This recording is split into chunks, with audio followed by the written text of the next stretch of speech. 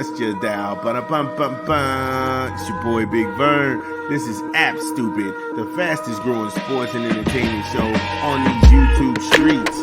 You're welcome. Holla at us. Yeah, shout out to everybody else who's rocking with us. We still doing our thing. If you're joining us for the first time, welcome. We just covered Backspin, the top albums of 1990.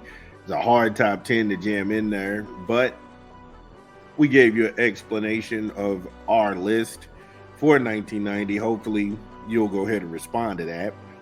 Then we talked some NFL football. Tua Tagovailoa had David Tua. Jesus. I must be thinking about boxing for some reason. Tua Tagovailoa and Brian Flores, and we wanted to talk about really a pattern of behavior that exists in the NFL. And it's not a one-off. This is learned behavior. And we had two other individuals who foster this atmosphere of abuse. And we just, like I say, it's a bad conversation. It's a bad faith story. But I think it's more indicative of a deeper conversation. However, I'm going to pivot from that and going to talk some Broncos football. Bo Nix, he is the man in Rocky Top. Yep. Are you buying it? Broncos fans, let me know. This is out of Yahoo Sports. And Jason Owens, the Broncos, they selected Bo Nix, the number 12 pick in April's draft out of Oregon. Now, he has performed well in training camp and in 2 preseason games and earns the starting designation ahead of Denver's preseason finale this Sunday against the Arizona Cardinals. Now, is he enough for the Broncos to compete in the AFC West? I don't know. Are they a 7-10 team this year? Let that sink in. The Broncos haven't made the playoffs since Manning's last season. That's almost a decade ago.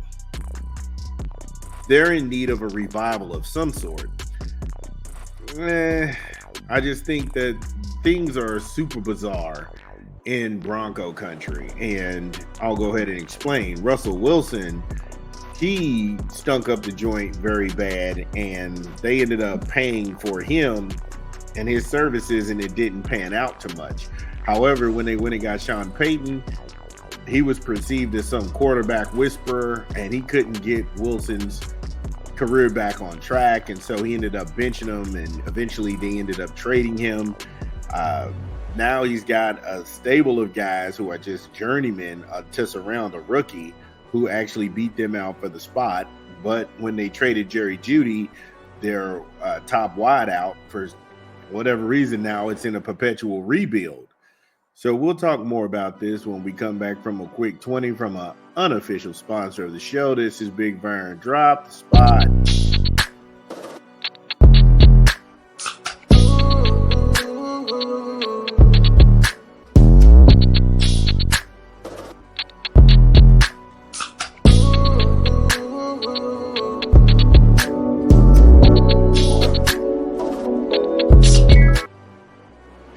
Yes, BK, have it your way, because you rule. Order online, download the app, or visit the good folks at your local Burger King. BK, have it your way, because you rule. So when we last left off, we were talking about the bizarre things that are going on inside the Broncos organization. And I bet you didn't know this, but since Peyton Manning's retirement, 13 different quarterbacks have started for the Broncos, included Trevor Siemian, Brock Osweiler, Joe Flacco, Teddy Bridgewater, and the recent Russell Wilson. And I guess because I'm not a Broncos fan, I didn't have any idea that it was that bad. I didn't know that this was a thing, honestly. I really didn't. And to see that many guys in that short a span, this is not just a one-off with these people. Now, what's equally bad is Nix and Peyton are joined at the hip since Peyton didn't trade for Wilson. Nix, that's his boy. And win, lose, or draw, he'll be judged by Nix's success. Between the hash marks, fair or not fair, that's what he's up against. So Sean Peyton, hey, look, buddy, if it doesn't work out now, they're saying, I know Russell Wilson came before you, it's not on you, but this Bo Nix thing, it's all you. This is your dude. This is your boy. So if this doesn't work, you may be tap dancing on the hot seat. And then I look at the season for them. They open up on the road at Seattle. That's a loss. They got the Steelers at home. That's another loss. Tampa, they got to fly down there to get their head kicked in. They will beat the Jets. So just to start the season, out of the first 4 games, you could be 1-3. But then you get 2 conference games back to back. You get the Raiders and the Chargers back to back. And then you fly down to New Orleans, you'll win that game. So you have to have one of those conference games, and you've got to win that New Orleans Saints game. You will beat the Panthers, but look at this brutal stretch right here. The Ravens, the Kansas, and this is at Baltimore.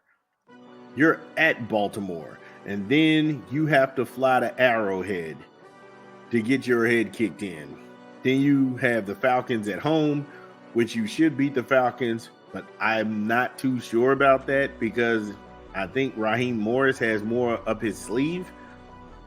But then you have to go to Vegas after that and play the Raiders again. The Browns are going to rough you up. The Colts, you'll be able to beat the Colts. Then you have the Chargers. You got to go to LA and play the Chargers. You have to go to Cincinnati and play the Bungles. I don't know what kind of shape they'll be in. And then you close the season out in Rocky Top playing the Kansas City Chiefs. That's a hellacious schedule for anybody. And the fact that Denver has this kind of schedule and they don't have any weapons to really fend and hold off a lot of teams, just the brutal stretch by itself.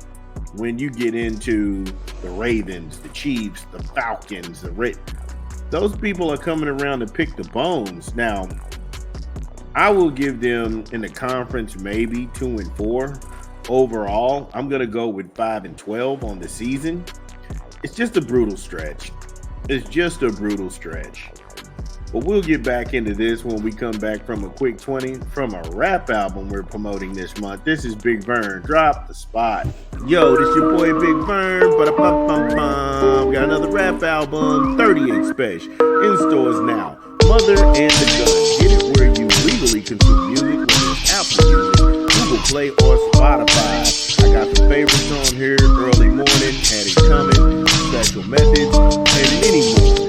38 Special, in stores now. Yeah, shout out to 38 Special. I like that LP, Mother and the Gun. So, when we last left off, we were talking about Denver's brutal schedule. How do they fare? What's going to be their record? I've got my own. Like I said, I've told you 5-12. I don't see them winning more than 5 games this year. If they do, that will surprise me. But just looking just off of first glance, it's going to be that kind of year for them.